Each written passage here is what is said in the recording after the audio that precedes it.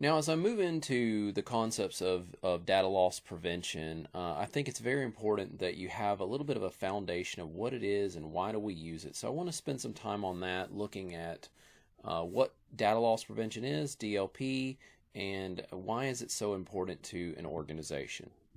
Okay, so what is DLP? Data loss prevention. One of the biggest things about this concept is it's all about trying to comply with business and industry standards that are important in our workplaces today. So when you think about working for an organization or working for a business, high security needs and all that, you have to consider the types of information that are flowing through your business. So think about your users and the documents and emails and team messages and all that stuff that they're working with, and consider if there is any information that could potentially be passed outside the organization. Now, there is a term that involves anytime information is being passed to a place that's not supposed to be, like the outside world. They use a term called data exfiltration.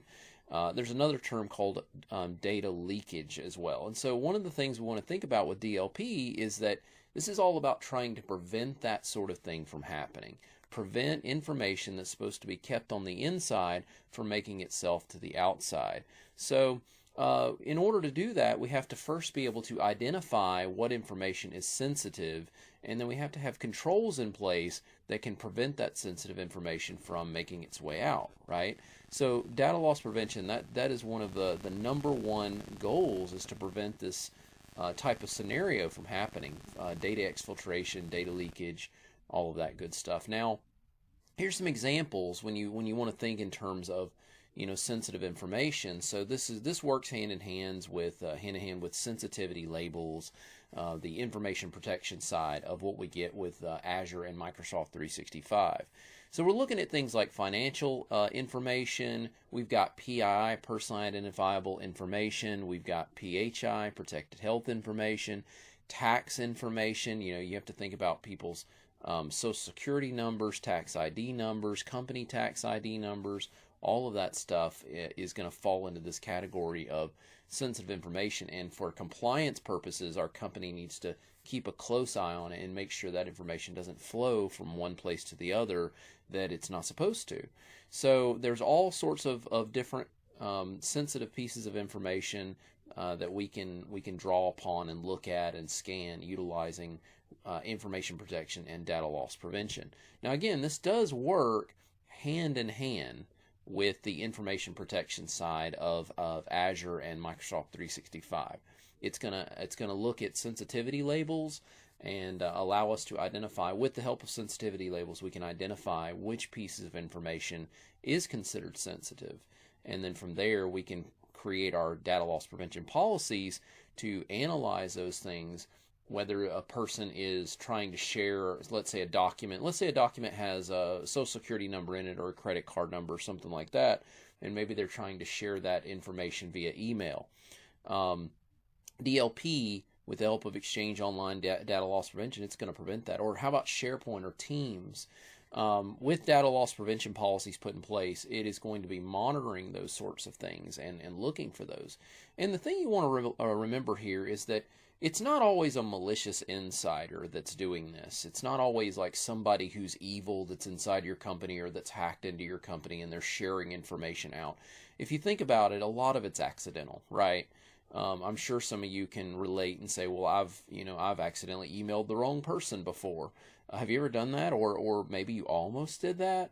What if you had a sensitive piece of information attached to an email and you emailed the wrong person? Or what if you were communicating on Teams and you posted a document in a Teams channel that was accessible by people that should not have access to certain information? Perhaps you have somebody that's in a finance environment. They're a finance person and they have a document that has payroll information in it, and they accidentally post this document. Instead of posting it in the Teams channel for the finance, they post it in a public channel that other employees that are not part of finance have access to. So it's important for us to have policies and other controls in place that can analyze this sort of thing and monitor this sort of thing and prevent that from happening, whether it's something that's happening maliciously or whether it's something that's accidental, right? Another thing that data loss prevention policies are helpful about is that they can provide tips to users if they do accidentally make a mistake, it can pop a message up and say, hey, you're not supposed to do that, here's why. And then also another thing about policies is that we can allow a user to justify why they're doing something. Perhaps there's a scenario where a data loss prevention policy sees that there is a social security number that's being shared, but what if it's not actually a social security number? What if it thinks it's a social security number because it matches a pattern of a social security number, but it's actually not a number that's a sensitive number? A user could be given the option to justify it. So this is another thing that data loss prevention policies is going to let you do. And so finally, with data loss prevention, not only can we put these policies in place, but we also have nice little reports and monitoring capabilities that's going to tell us anytime a data loss prevention policy has prevented something, or if it allowed a user to justify it and flow through successfully. Ultimately, though, as administrators, we have the ability to utilize these reports to monitor what's going on. All right. So data loss prevention policies is a very effective system that Microsoft has supplied us with for keeping a close eye on the things that are being shared in our environment.